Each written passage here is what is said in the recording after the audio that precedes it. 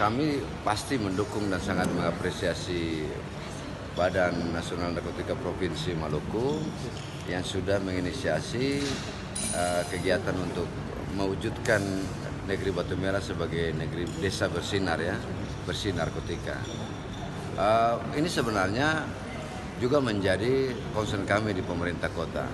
Lewat Kesbangpol sebenarnya ada beberapa kegiatan juga yang kita lakukan untuk bagaimana melakukan sosialisasi ya, bahaya narkoba ke kantong-kantong yang ada generasi muda.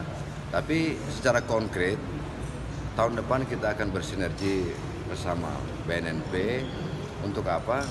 Untuk minimal ada program kegiatan yang kita buat supaya menunjukkan bahwa pemerintah Kota Ambon bersama dengan BNNP serius dalam melakukan upaya untuk penanganan masalah narkoba di Kota Ambon.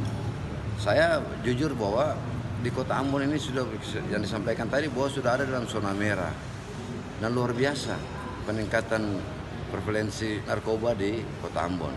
Nah, tugas kita sebenarnya sebagai pemerintah bersama dengan seluruh instansi terkait mengupayakan kegiatan-kegiatan untuk menyadarkan masyarakat supaya tidak terlibat dalam narkoba itu sendiri.